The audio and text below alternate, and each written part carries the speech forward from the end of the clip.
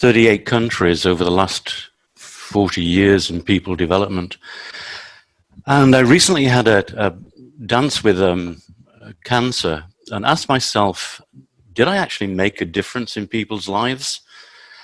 And that started me looking at the research in how organizations and particularly learning and development functions can measure whether they're making a difference. The research didn't immediately answer the question, but what it started was a train of looking for examples of good practice and ways that organizations can align their learning and development function to people development and to business development. So the alignment is both organizational development and people development. I looked at the scale of the problem initially. I'm doing a professional doctorate in learning transfer and wanted to see what the actual problem. These are examples from the States, but they're replicated in a lot of countries. And in the States in 2018, $1,340.39 billion was spent on training. And the delivery methods were fairly broad, and those now, because they were 2018, have been added to with things like the development of open learning materials as a result of the coronavirus pandemic. But the actual cost, the wastage, is $107 billion.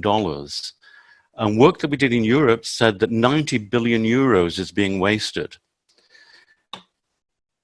Those estimates, those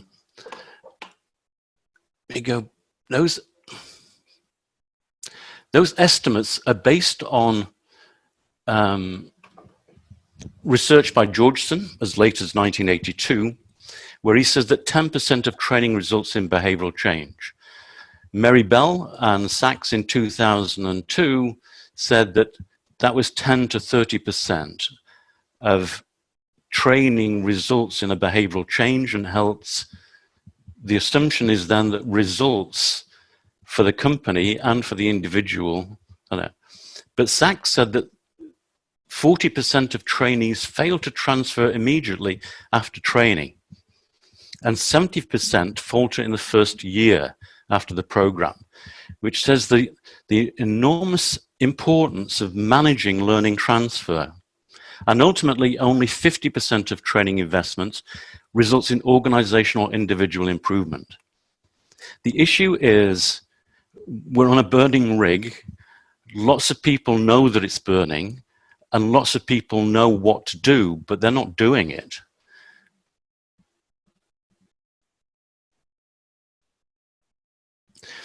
The issue for me is that there are three key components in looking at learning transfer, and HR is really in the middle of it.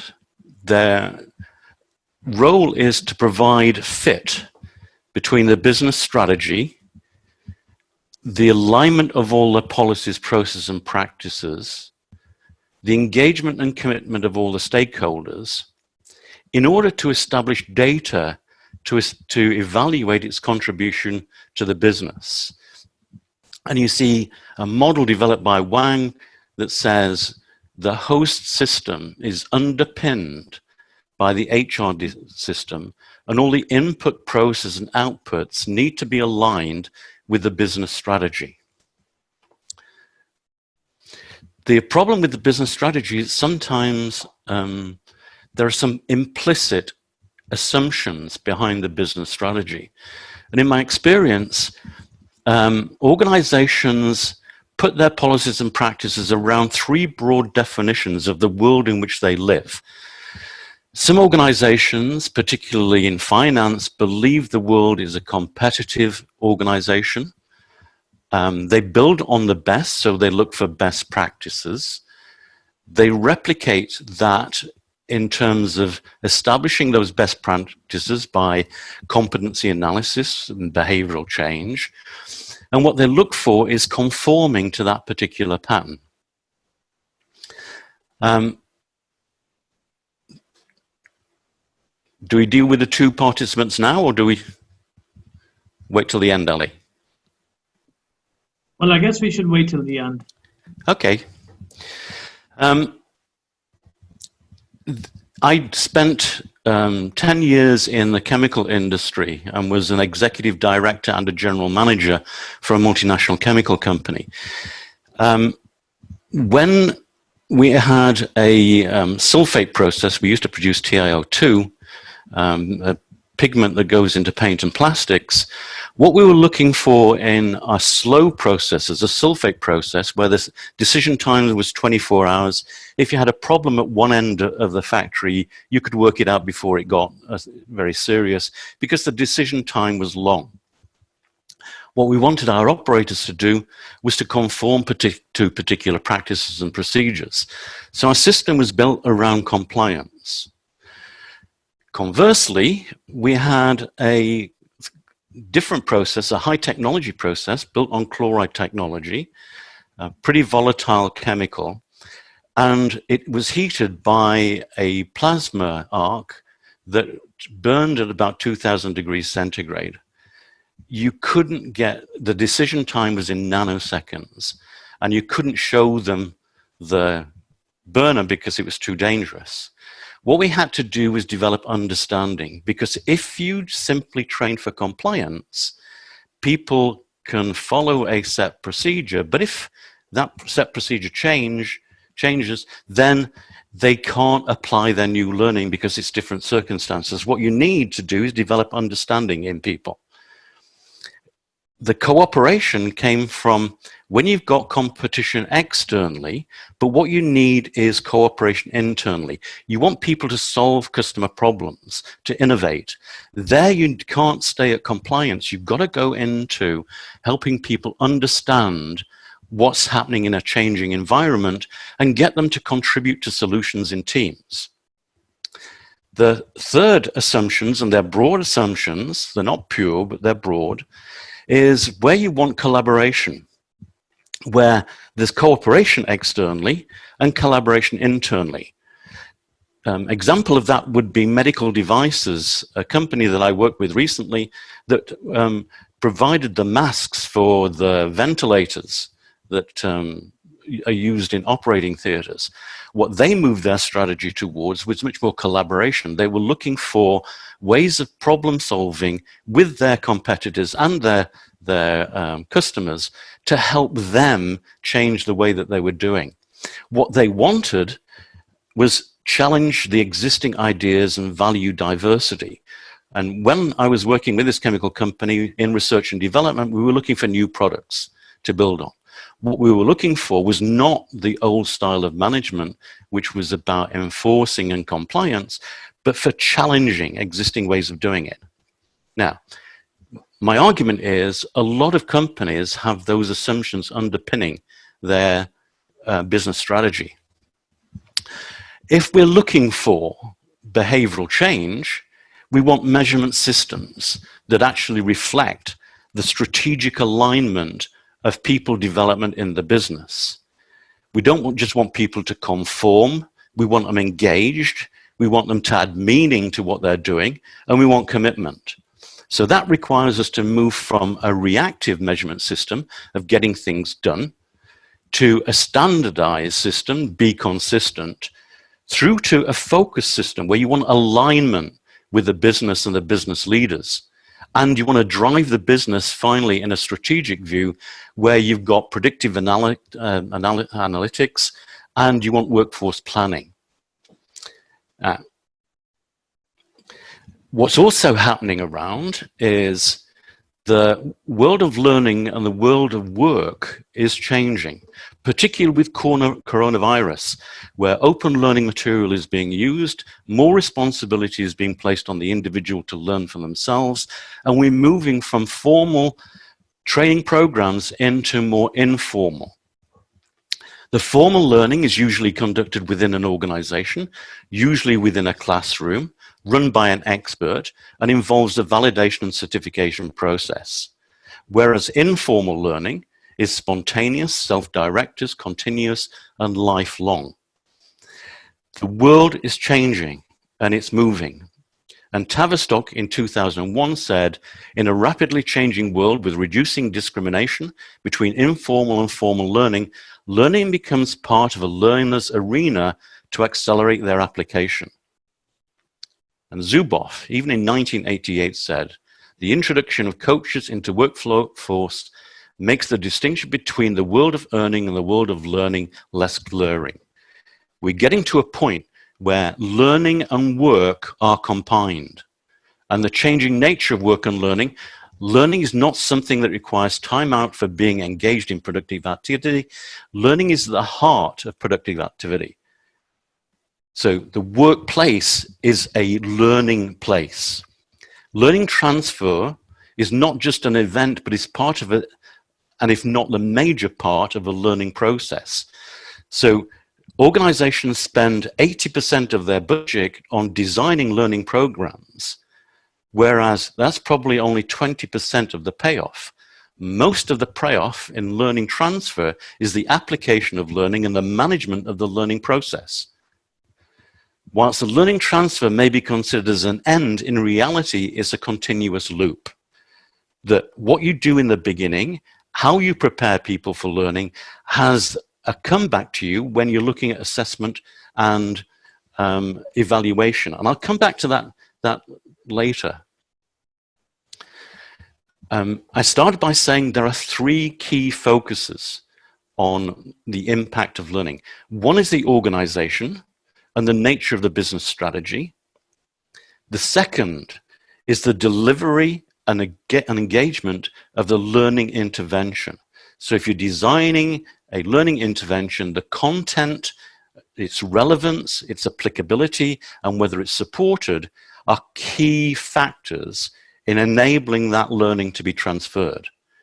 The final one is the individual learner. Their motivation and capability to apply their learning is fundamental. My professional doctorate in learning transfer has been focusing on that individual learner, been looking at what all the literature says about the personal characteristics of the individual learner. I've come up with 10 that will accelerate their learning by enabling them to take more effective management of their learning interventions and their learning application. I'm going to look at the process of evaluating a learning intervention. And there's a fundamental problem with transfer. According to Lechner in 2008, every estimator makes some generally untestable assumptions in order to overcome the fundamental evaluation problem. Choosing the right identification strategy to obtain reliable estimates of the causal relationship is very context specific.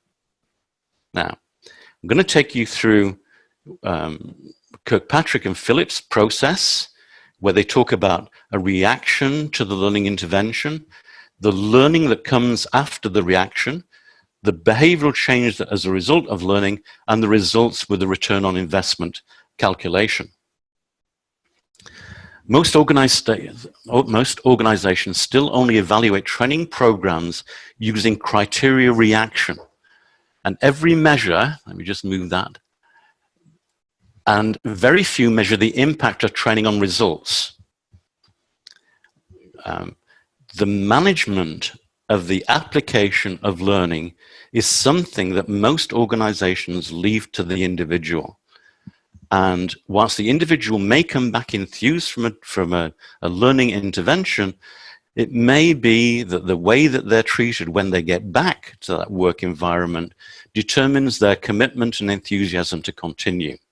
They're acting like pioneers. And we all know, we can see evidence of pioneers. They're the ones with the face down in the gutter and arrows in their back. The process, according to Collins, even in higher education, in universities, in colleges, is akin to a bo peep who was a shepherdess. And she used to leave them alone and they will come home wagging their tails behind them. And that's often our approach to enabling learning transfer in both training and education. The majority of companies use reaction surveys, happy sheets, to evaluate and assess whether their learning intervention is having impact. Evaluating training often exclusively with satisfaction surveys epitomizes the folly of hoping for competence development whilst rewarding instructors for making students happy. There is no evidence that reaction causes the application of learning. Learning. Learning's not a problem to be solved, but a reality to experienced. So your key there is the individual's willingness and motivation to learn, but learning is about understanding. The issue with applying that learning is it's not only the motivation to learn, but the motivation to apply and transfer.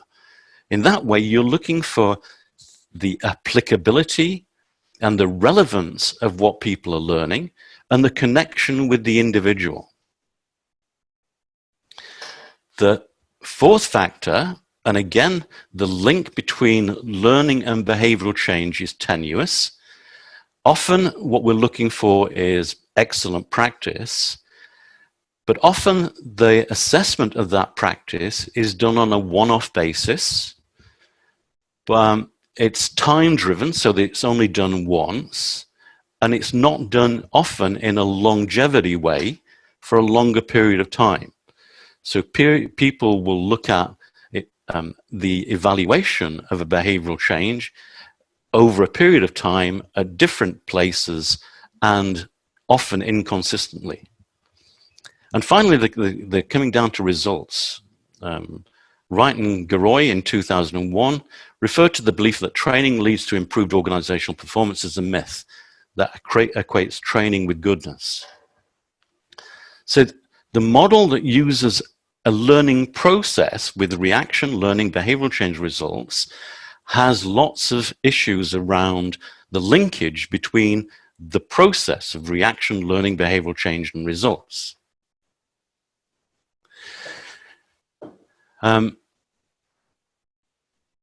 It's a bit like examining a process with a microscope. And what you do is you dissect the process, like the input-output process that I talked about by Wang, and you look at the program, individual motivation and capability, the openness and preparedness, and the support. Then you look at during the learning process, the content design, its relevance and applicability, the sorts of pedagogy and delivery technology that you use, and the delivery methods. And you look at then the process of action planning, the engagement back at work, and the support and the organizational culture. According to Lobato and Evans, the classic transfer studies privilege the perspective of the observer and rely on models of expert performance, accepting there is a right mapping. Consequently, transfer experiments can become what Lave called an unnatural laboratory game, in which the task becomes to get the subject to match the experimenter's expectations, rather than an investigation of the process employed as people naturally bring their knowledge to bear on novel problems. It's a bit like a fairground coin machine that you get in gaming places, where you put a penny in, it goes through a series of slots, and you hope it comes out having more impact and adding value. Another way of looking at measuring learning transfer, this is developed by a guy called Holton, that has researched in 24 cultures has over 50,000 responses, and it's called the Learning Transfer Inventory. This dissects the learning process into those three areas again. It talks about that individual motivation and capability, and then it talks about during the content design and relevance and post. And it's a questionnaire built on a traffic light system. So given the questions, the questionnaire is filled in, and what the HR function has is data. Data that tells the perception of those who've been on the program, the 16 key areas that are the critical success factors in any intervention or any learning program. So it gives a score on whether the content is relevant, it gives a score on whether the behavioral objectives can be transferred, and it gives a score on the personal capacity of the individual. Then talks about the motivation of the trainee to transfer, their preparedness, the performance confidence, and the transfer effort that's required to put it in. And then talks about the organizational, the management support, the peer support, the positive outcomes and the negative outcomes of any attempt at applying the learning. So we've got here not focused on the individual, but the focus on the learning program and how that individual impacts and how that group impacts with that learning intervention. And after research, the 16 key success factors in a learning intervention that an organization needs to pay attention to. And what this provides is the HR function with data evidence to go back. And I've been in meetings with organizations where the HR function has been there with a line function, and there have been arguments about whose responsibility is to provide development. This provides you with data that enables you to have conversation and integrate the work with your stakeholders in a learning intervention. So it embraces all those who have a commitment. It tells you where there are needs for development, both with the line management and with the learner and with the learning intervention. Once you have that evidence, you can go back to what we've developed in terms of what we call the four Ds. This is an organizational tool. It's web-based. What it looks at is whether the definition of the behaviors that will deliver the business strategy is relevant and applicable. It describes where you have the strategic gap between where you want to be in the future and where you are now. It enables you to design a learning intervention which bridges that gap and focuses the resources on the right areas to enable you to fill that gap. And it delivers focused data-driven change and embeds the application of behavioral change. So all that we've got is a way of looking at the learning process and the training process, defining the needs, establishing behavioral objectives, running a pre-performance test with the individual based on 360-degree behavioral observation from a supervisor. So you've got the ability to look at pre, and then at the end we'll look at post. There's establishing a transfer contract with the line to make sure you've got the commitment to that change process. You deliver your training. We do a transfer diagnosis with the learning transfer system inventory. And then the action plan is then communicated to everyone, every stakeholder, including the deliverer of the training, to make sure that their program is being developed. That's followed up, we evaluate it, and then after 6 months, a minimum of 6 months, there's a return on investment calculation. So the organization, we've pulled together a web-based system that enables you to track the learning intervention and seeing that's delivered efficiently. we then come to the final part. So that's the organization. I've shown you the learning transfer system, which evaluates the learning program. The final part is the individual learner that ultimately is the one that decides whether learning is being transferred. And Bloom, in 2010, surprisingly found only a few individual features that are consistently strong in predicting transfer. However, the reality is that there's no magic bullets for leveraging transfer.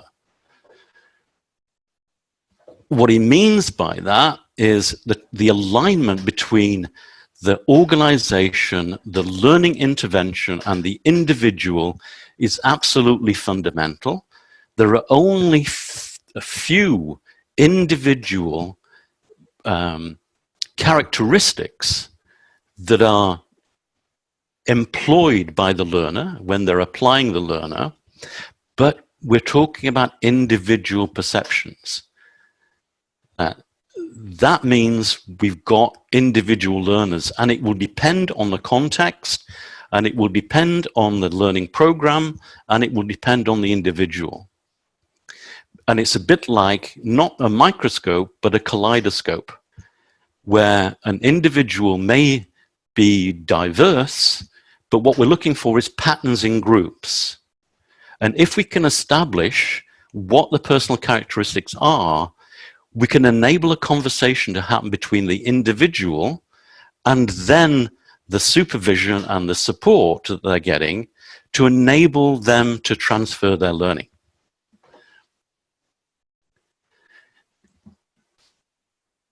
These are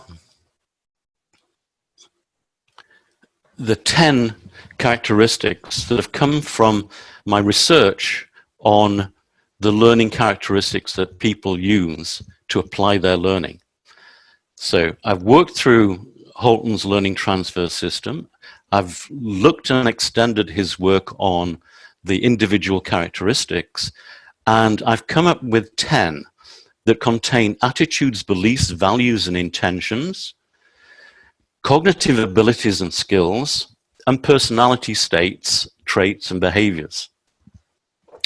Now, these are, my research looks at both formal and the characteristics used in formal and informal learning, and obviously has an impact with open learning. The more responsibility you're placing on the individual to manage their learning, the more they need to be capable of understanding how they learn, their particular preferences, in order to be supported in that learning. Cooper in 2017 said that there's a 37% success rate in open learning.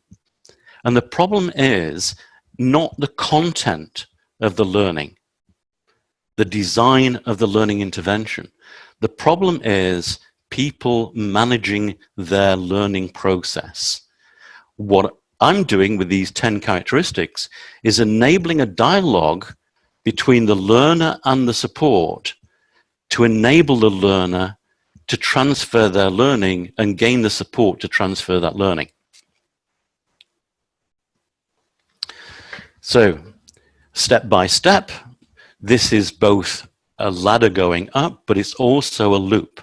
So at the bottom, the motivation to learn and transfer is absolutely fundamental. And there's a difference between the motivation to learn, which is to understand, and the motivation to transfer, which is to do. And we have different motivations when we learn. Some people learn because they want to know everything there is to learn. And most of the research leans towards that way of being effective. Some people go into a learning intervention and they have a motivation called performance achievement. They only want to perform to the best of their peers. So as long as they're the best performer in their group, they're happy. The transfer is absolutely fundamental because it links in with the next bit, which is learner readiness. Are they prepared? Do they understand all the expectations that are being placed on them? Do they understand their own expectations? Can they see what the benefits are in what they're being asked to do? and their personal capacity. Do they have the confidence to do this? Do they have a can-do mentality? One of the key ones is the ability to reflect, review, project, and transfer. This is the individual learner's capability to look at their experience, transfer their experience. Am I doing something that I've done before?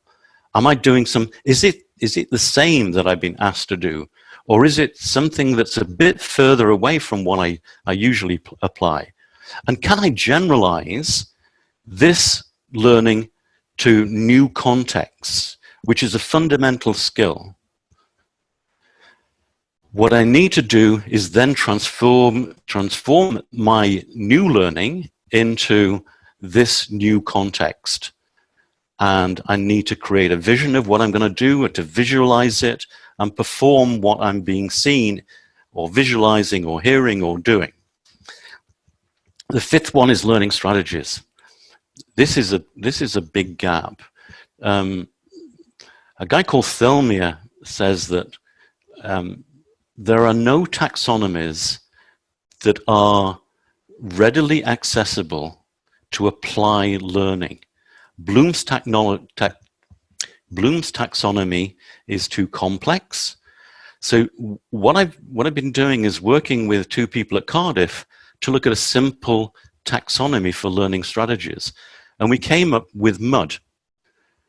There are three types of learning. One is memorizing, which is memorizing facts, understanding, which is concepts, and doing, which is performance and behavioral modeling. So if I have those three strategies, I can go to any context and say, if I'm learning facts, I need to do things that enable me to recall and memorize those facts. If I need to understand, I need to ask about purpose, and there are particular compare and contrast, particular questions that I need to be asking to elicit understanding. And if I'm modeling, I need to practice. I need to be capable of watching somebody, of empathizing with them, and modeling their behavior. The sixth strategy is goal achievement and setting. So I need to be capable not only of setting goals, but have a drive towards achieving those goals. The seventh one is conscientiousness. Now, this is where we hit the issue of personality. Conscientiousness, a guy called Salgado said that conscientiousness was in every single occupation in every single country. I have problems with that. Once you define conscientious like the big five do in a broad categorization, you're using a catch-all. So in this, I talk about conscientiously being specifically methodical, systematic, and data-orientated. Resilience, the ability to bounce back, is a fundamental emotional managing and self-assessment and evaluation. Now, that is a ladder, but in self-assessment and evaluation, unless people are motivated to learn, unless people are prepared and learner ready, assessment and evaluation is very, very difficult. The clearer you are at the beginning, the more likely it is that you are at the end. And the intention and the behavior and the results from that follow. So what we produced is a questionnaire that enables you to assess a learner personal characteristics in learning transfer. So we're looking for an integrated system, and what we've produced is the 4 Ds. That's a flexible, integrated, web-based system. It defines, describes, designs, and delivers, and it integrates every one of the stakeholders and offers a return on investment calculation with a minimum of 6 months. We can measure the efficiency of the learning intervention. And I'm really important about the efficiency rather than the effectiveness. It's the efficiency of the system that we're looking at. And the learning transfer systems inventory with its 16 enablers and validated in 24 countries and over 15,000 participants, we've got the tool that enables us to data drive the contribution that HR makes and their seat at the executive table.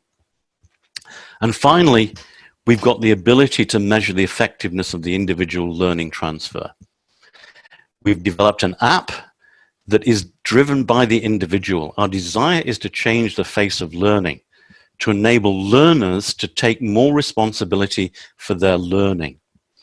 And the second one is our learning characteristics inventory that's designed for learners, coaches, and training providers in order to help them help their learners transfer their content and their learning to their context. Whilst I've been going through this, my concern has been twofold. One is the community of practice called HR and enabling them to rightfully take their place at the executive table. So what we've done is we've designed 2 open learning programs. One is on strategic human resource development and learning transfer, where we've designed a program that takes you through every single one of the issues that I've talked through on this webinar.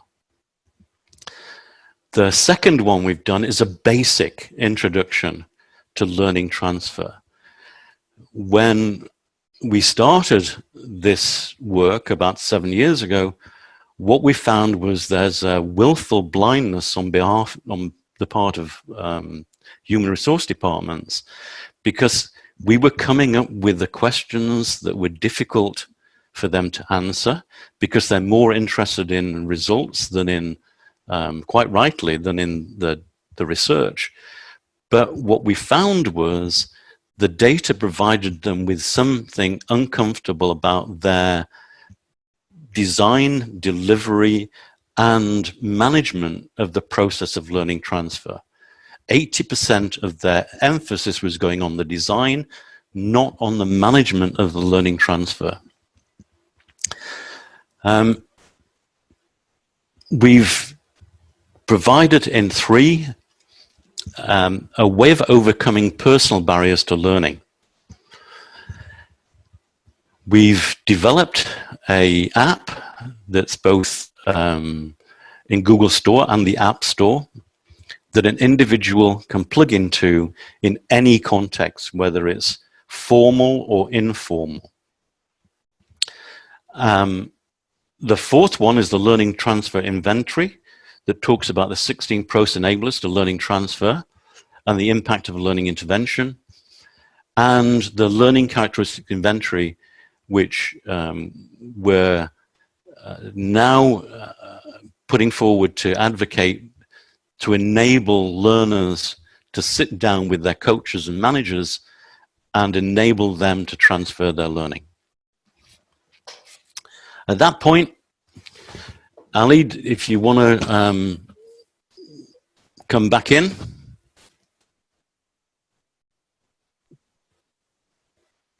Oops, yeah, thank you very much. Thank you very much, Mr. Smith, for a very interesting and intriguing presentation. And folks, we are now open for question and answers. So if you have any questions, you could either insert in the Q&A box. I will be happy to read them over on your behalf, or you could equally raise your hand. I understand that some of you will be posting the questions in the chat box, but I would really appreciate if you could use the Q&A box, which is available on your console, to insert your questions, as it's easy for us to sort it out sequentially. So let me go to the question box. There are a few questions and comments, so let me read the first one from Brother Mansoor.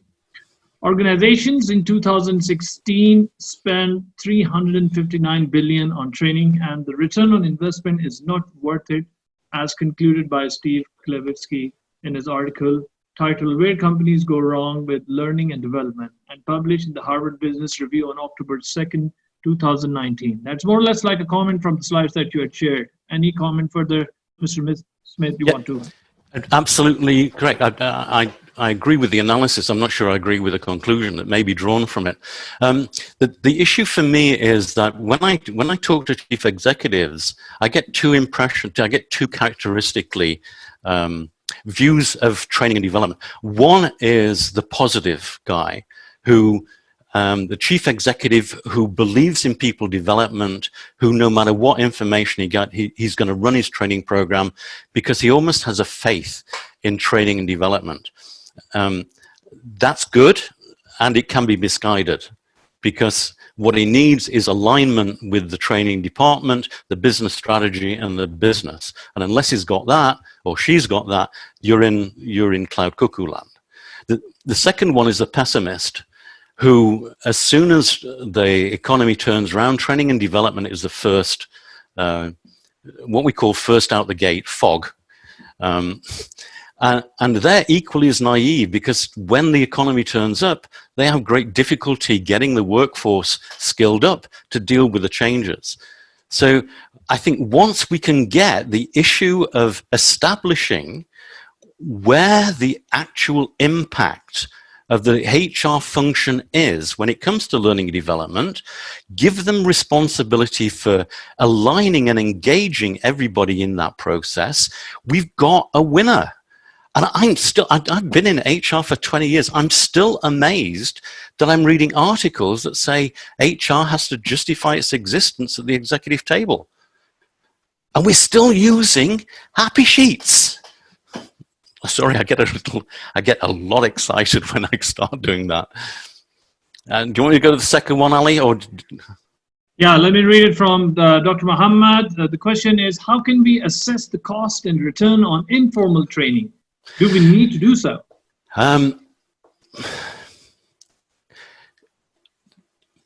There's a 70-20-10 model coming out that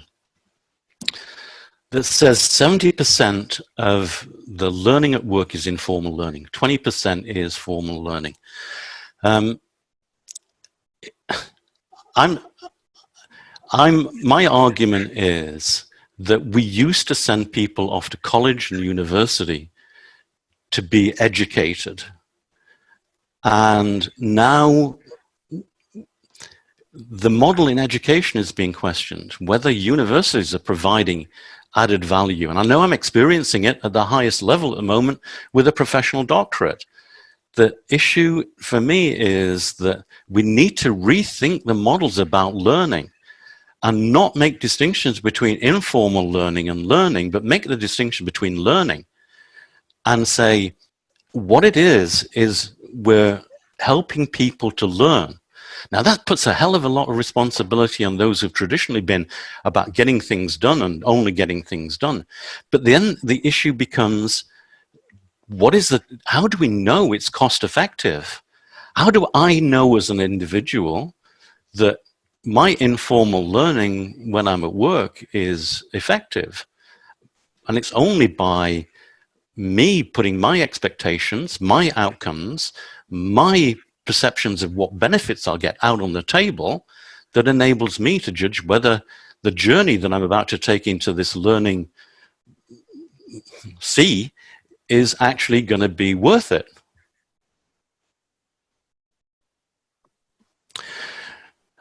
Okay. All right. Thank you. Thank you very much. Some really good questions coming in, Ali. Yeah. There's another one from Brother Khalid Al-Balbalisi. How do we consider the intangible factors when calculating ROI? Well, the debate on what constitutes ROI is a really really interesting debate. There's lots of research that says the behavioral change and results are not connected.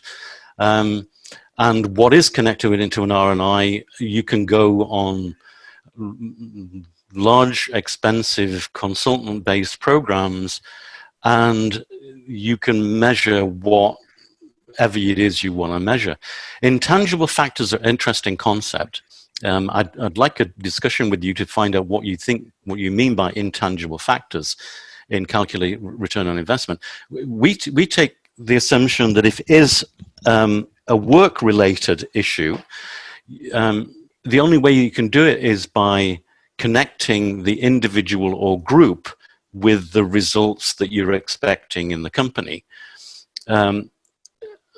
Again, I'm a little perplexed by intangible, if you like to follow that one up. But you can do a simple calculation. Your finance people have a tool called utility analysis, that if you just simply look at the change in behavior brought about by training, you can calculate a return on investment calculation. Now, as an HR manager, I used to devolve the benefit, what we call it, the rewards, the bonuses to our line managers.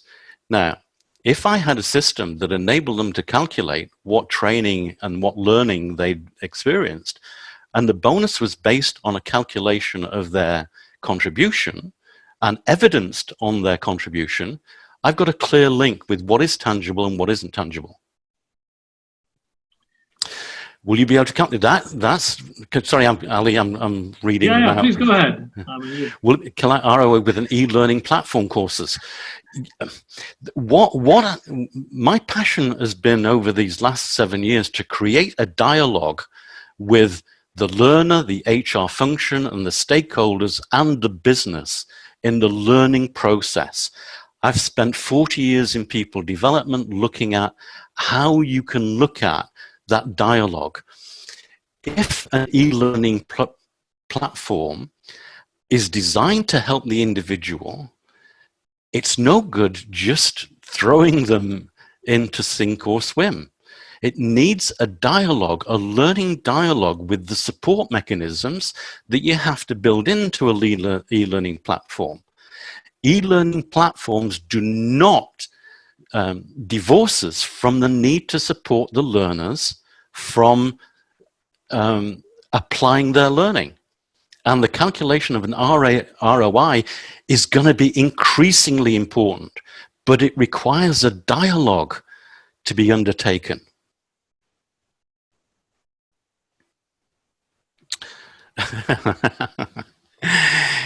I'm going to go to the next one, Ali, if that's okay.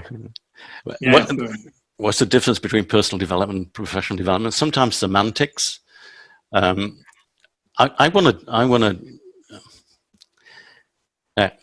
can professionally learn to be a master at anything that I do, but that might not necessarily lead to my personal development. It may. When I was doing my professional doctorate, I really frustrated my professor because I had the belief I wanted to learn everything there was to learn about learning transfer. And I got two responses. One was, Mike, you've only got to pass the course. The other one was, I would get really emotional. I'd have real periods of highs and lows with my confidence. And my peers were going through it, their program, simply getting through the program. So I guess the difference, and I assume that's what the word you meant, the difference between professional learning is I can open up the world if I want to, or I can simply pass this exam. Mike, there are some questions in the chat box, so if you allow me, I'll take one or two of them. Mike? Wait, sorry.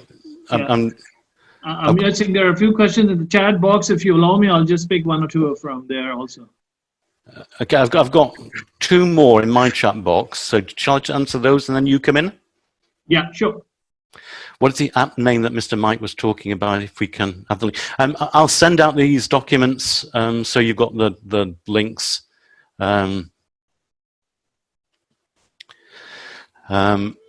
So you'll have the full documentation. Ali will send them out after this as finished. What mistakes may happen with self-learners? Loads. If I take you back, can I do that? If I take you back to this, I'll just move it out a bit.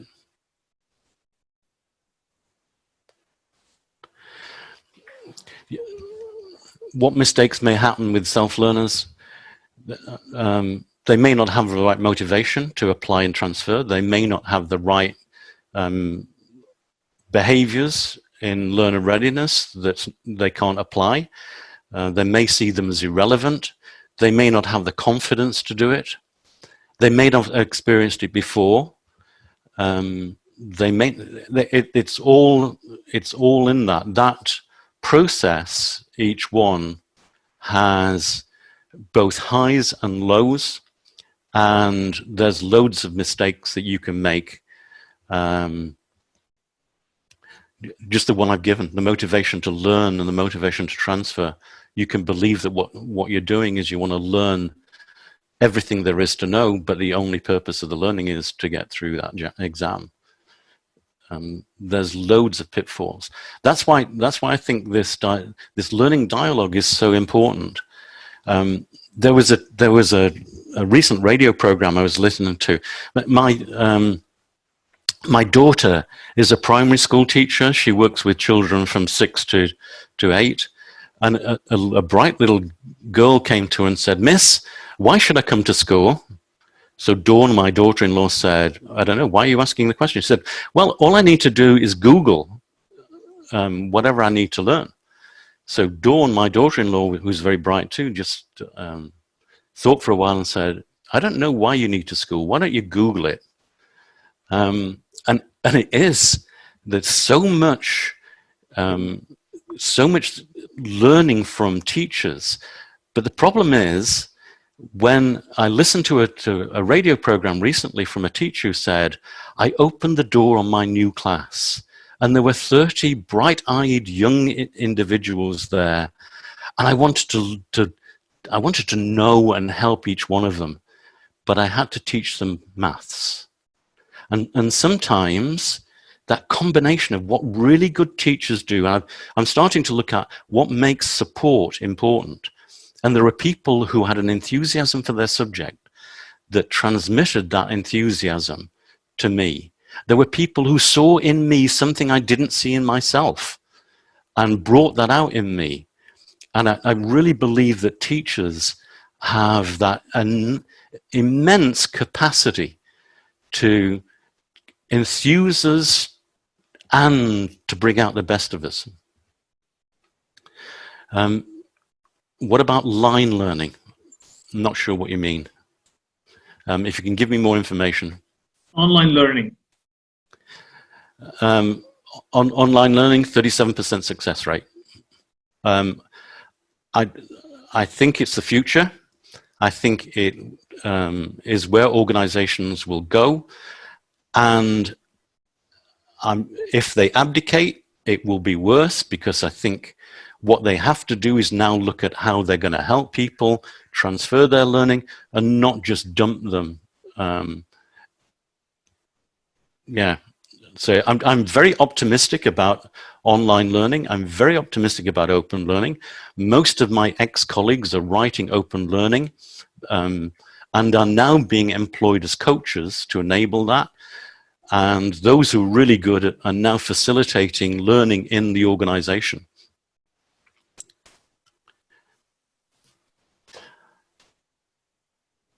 Yeah.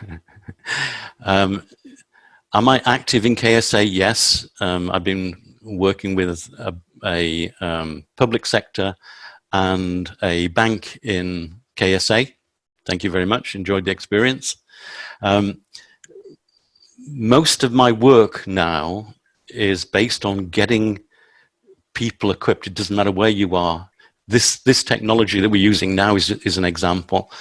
And we are going to make sure that we provide online programs so that people can pick up the content and what I'm talking about, and that there is a process there that we have that enables us to help you coach your people, so we become coaches of the coaches to enable you to apply the learning.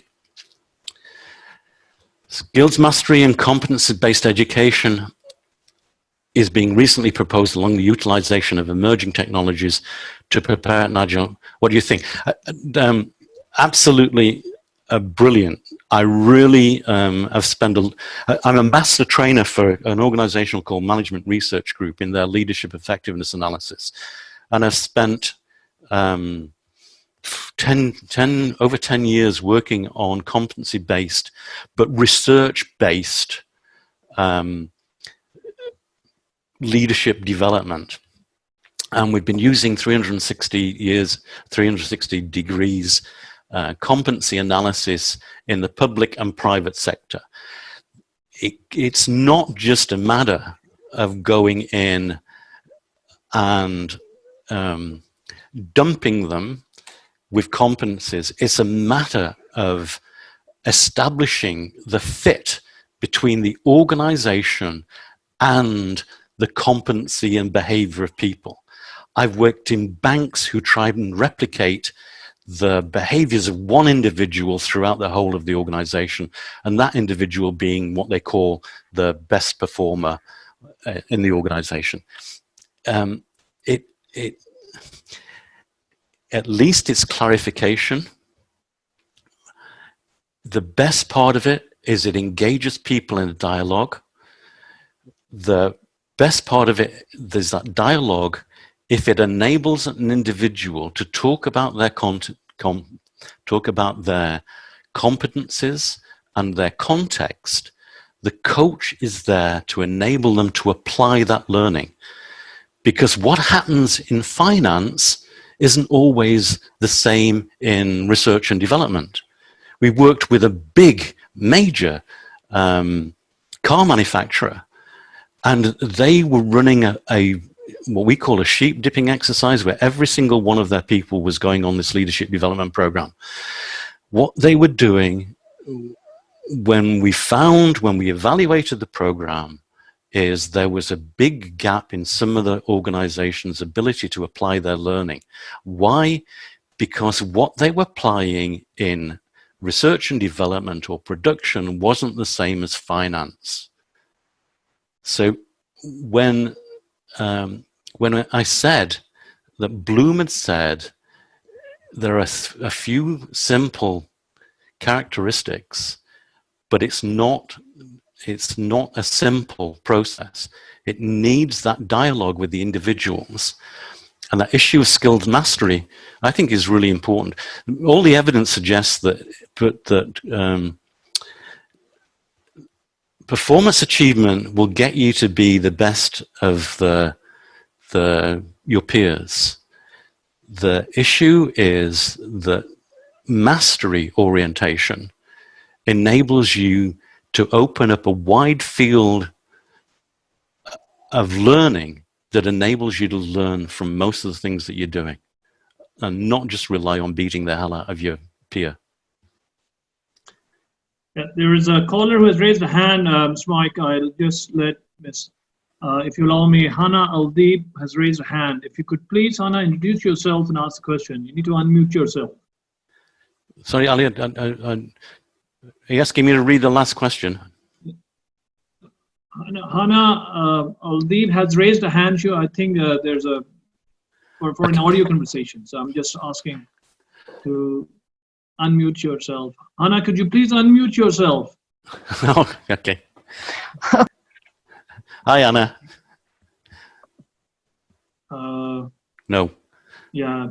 While she's unmuting herself, technical courses that are binding for employment. Can you hear me now? Yes, I've got you, Anna. Good evening. Good evening. Assalamu alaikum. How are you, sir? I'm good. Thank you very much. You're welcome. Thank you for your this meeting. I do get the benefit of it, but I already sent a question. I wrote a question. I sent it to you. Can you please answer it? Or if you want me, I can say it now. Yes, please.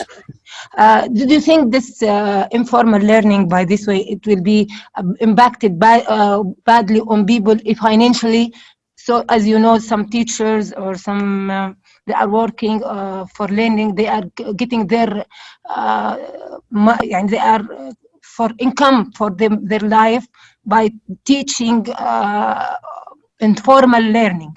But this way they will going to lose some of their it will be bad their financially or income, it will be lower.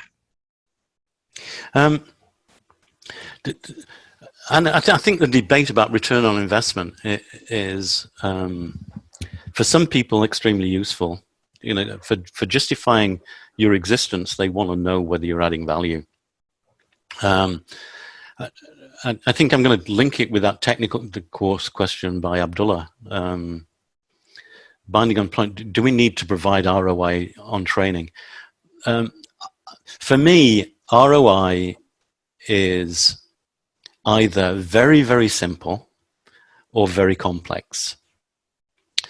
That I think we need to say to people that people have benefited from the learning that they're getting.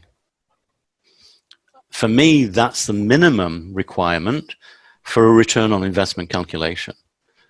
Now, if somebody is saying to me, I want to learn how to train my dog, right? Which happened to me recently with my wife when we got a new dog, a retriever. And so I started the same process. I'd say, okay, what standard do you want to achieve with Max, our new dog? And she said, I want to be the best in the class. So I said, okay, we can do that. How will you know you're the best in the class? I said, well, when I feel that Max is doing me proud. So I said, okay, how will you know when Max is doing you proud? When he sits, when I ask him to sit. And I said, that's a really simple. There was no cost. The cost was £20 for an hour's session. When you saw my wife's face when Max sat, when she said, sit, Max, and gestured to him with a sign that she'd been showed, I asked her, did you get your £20 back? And she smiled and said, yes. I'm sorry if that's a fairly mundane example. Now, I've had chief executives who want to go through every single one of the cost of the program, the cost of the support, the cost of the materials, the cost of transport, the cost of the time spent away from the workbench, and all I'll go back to that question about what was the question about I can't remember the word, but the incidentals that are happening. For me, I'm not sure whether we need that and whether it's worth the time going into all that investment. I can provide it for you. It's a simple utility analysis of the job and the increase in performance. But informal learning, technical courses that binding for employment. I work with a public sector organization in the north of England up here who do technical courses for training. They're very restricted by the budget that they have, and asking them to do a return on calculation isn't a good return on investment.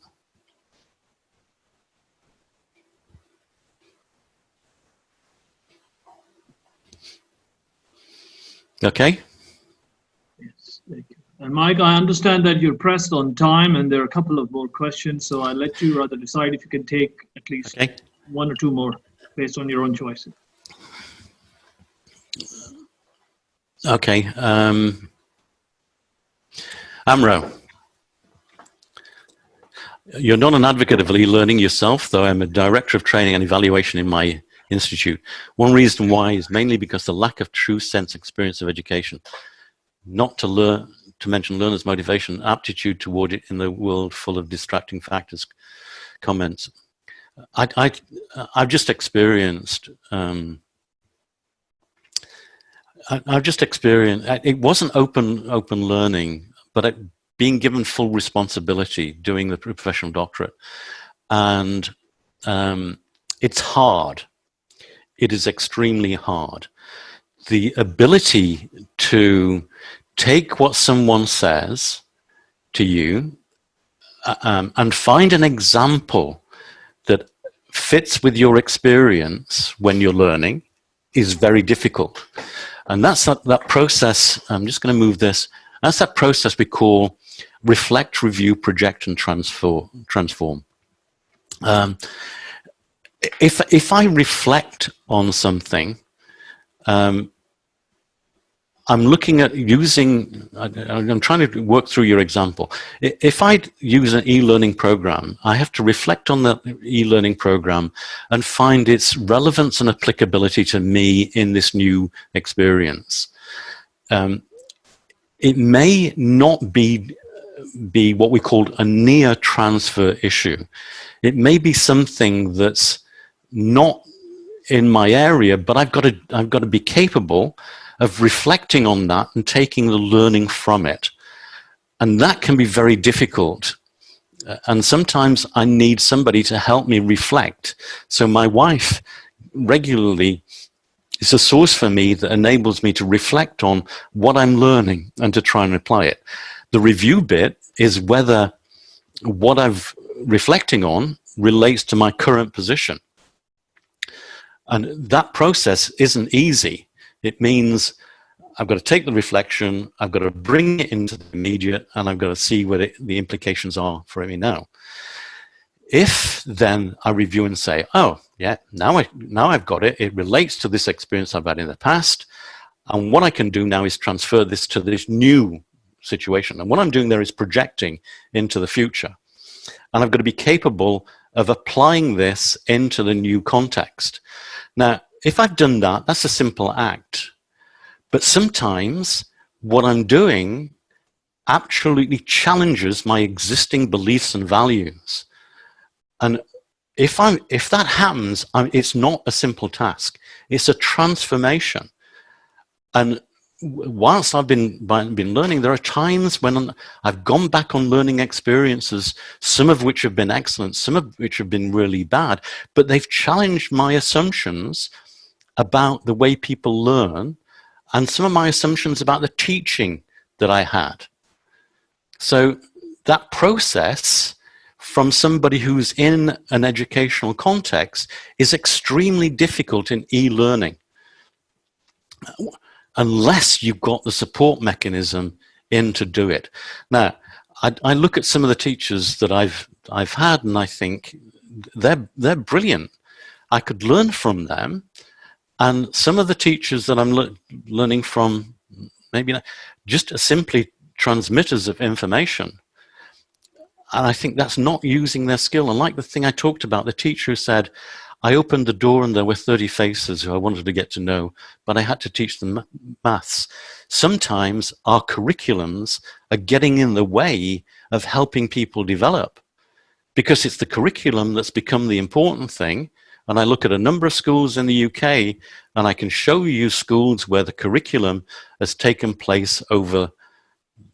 place of helping students learn. Sorry, that's one of my bones. I really think we're moving towards a standardizing process. And I don't mind buying a shirt that's either a medium, large, or because I know I can get away with my cuffs being too long. But when I'm talking about standardizing individuals, that's where I have big problems. Thanks, Amro, for that question. Ahmed, I'm trying to develop professionally in my career. There are more that I could ever absorb. What is the way to develop and keep evaluating my accomplishments? I work in the health and safety profession as a safety engineer. Please advise. Absolutely critical.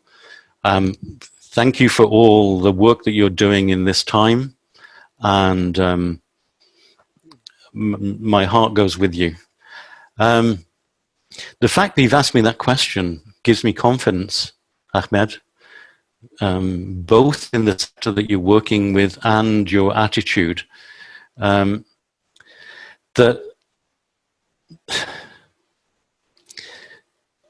you have the answer in the question. If you spend time reviewing your achievements, summarizing your understanding of what you've done, identifying whether what you've achieved is what you wanted to achieve, and what further you could have done to make it more effective and efficient, and finally celebrating your achievements. And that's important. celebrating achievements, I'm sure your role as a health and safety professional, what you have, it sounds like, is sometimes it may hit you with self-efficacy. And I can understand that, because in health and safety, particularly, I want to be a perfectionist. I want to make sure that everything is right, because the people in my care are important, and what I do is important and significant in their lives. So there are times when my desire to apply things is important, and it knocks my confidence. So one of the other things is keep your confidence going.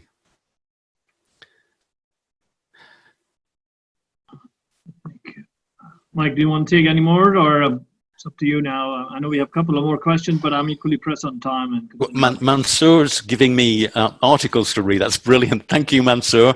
I will read it and get back to you. Brilliant. Do you advise me with a smart way to the ROI and receive knowledge from learning intervention? Yeah, do the things. If you use the things that I've said, start with a learning transfer systems inventory.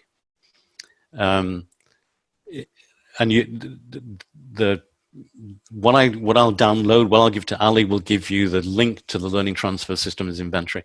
Once you've done that, that will give you the data that you can then use to analyze the effectiveness and efficiency. Well, effectiveness will come from the next bit, but the efficiency of your learning intervention. Once you've done that, then the ROI is part of the 4Ds mechanism that I showed you. And you can simply plug into the ROI part of the 4D thing to do it. So, yeah, go to the Learning Transfer Systems inventory, find a group that you want to practice it with, get the results from that, and then come back to us and we'll give you the next stage for ROI calculation. What are the most trendy training programs I consider to be the best, especially during pandemic, to refresh employees' commitment and engagement? What is the most trendy? No idea. I should think anything that gets people socializing again, anything that gets people sharing the community of practice that some of us have experienced, where people are helping each other and learning together, I think is significant. Wessam, good luck. We'll be more than willing to help. Anything that you need, just give us a ring. Do you advise for a smart way of measuring ROI? I just keep on saying there's no easy ways. What am I trying? What will be the future of learning along with digitization? This might be the new method of learning, as it will be without limited doing. But yeah, spot on, Moustafa. It is that, like my daughter-in-law experienced, if they're challenging now authority at 8-year-old, and an 8-year-old can say, why do I have to come to school? They're challenging existing ways of doing things. But the system's still limping behind because we're still based on an expert model. Most of my colleagues who were deliverers of training loved training because it got them attention. They loved edutainment because that was the way they got their kicks. They travel around the world, meeting loads of people, getting lots of attention. Now they've had to move to open learning programs. Now they're having to face how to apply it. Most of the progressive organizations are now recruiting them to coach people in the content they were delivering. And they're coaching groups of people. What they're having to do now is to facilitate. Now, make the distinction between a coach and a facilitator. Facilitators have diagnostics that enable them to work with groups of people to implement change in systems. And that's what the good colleagues, the ones that are most experienced, are now doing as trainers. They've moved from trainers to coaches to facilitators in organizations to help organizations address the issue of how to accelerate the application of learning.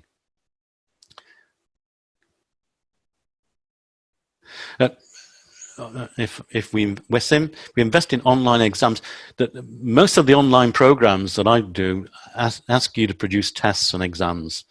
The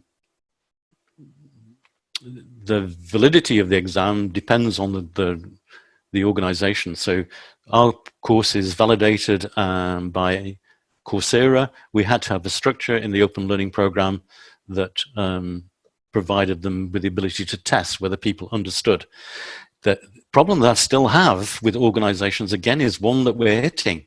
How do you evaluate whether the learning program has had impact? Can I have your phone number? Dad, my Skype is Mike Smith 3L. I want to keep the band on my phone, but I'd be more than willing to respond to a Skype call if you want. Is that it? Yes, I'm glad you took all the questions. Pretty much.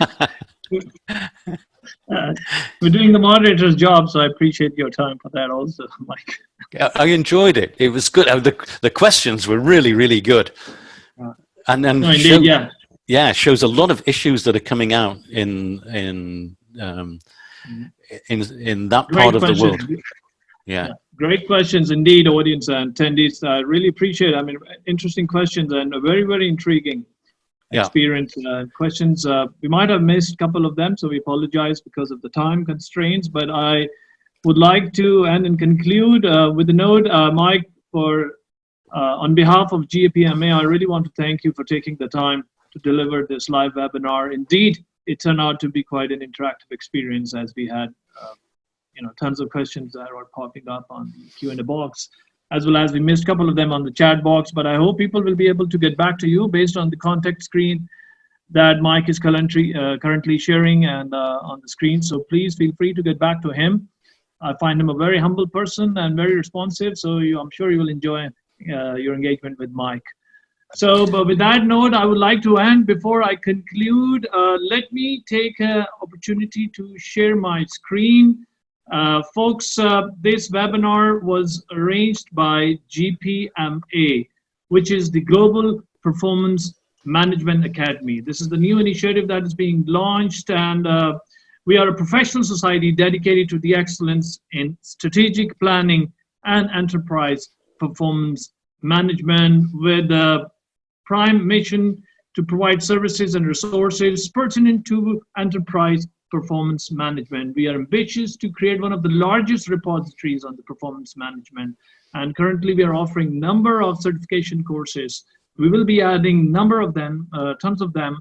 We are engaging the global experts. As you can see, for the past month or two or so, we have engaged some good high-end global speakers to bring the good global practices to us. We are not confined on the webinars just to performance, as we are focusing mostly on the variety of topics right now. But on the platform, it is purely a strong archive repository on the performance management practices and enterprise. So I highly recommend to please visit gpmacademy.org. Once again, www.gpm, which is for Global Performance Management, gpmacademy.org, and you will get to see a lot of information that is already populated. There's a complete competency framework on the GPMA work modules, methodologies. There are a number of certification courses. You will get an access to all the webinar archives that we are doing every week, 1 or 2 webinars. And this is just a great platform. So please do visit it and share your feedback with us. We would love to hear back from you guys. So thank you very much with that note. And before I conclude, any quick remarks, Mike, that you would like to give before we dismiss out? Sorry? Any quick remarks that you would like to give before we dismiss out? I really enjoyed the webinar. I enjoyed the tone of the questions as well, and really value the culture in the Middle East that's so caring as well. Great, great. Indeed, very, very, very learning receptive audience today, and we really enjoyed it. And once again, the whole audience, thank you very much for... Can I just say, Ali, I'll Sure. send you the new slides because I added an additional slide in. So I'll send you an update with the slides and the references that people are asking for. Sure. Please do send it to me, and we'll be uploading on the website, so you may have an access of this whole content presentation, both video recording and the PowerPoint presentation and the other detailed information that Mike will be sharing with us. We'll be uploading in our website. So please, again, stay tuned to gpmacademy.org. So with that note, I would like to end and conclude once again with a note of thanks to Mike Smith for sharing this valuable information with us through this platform.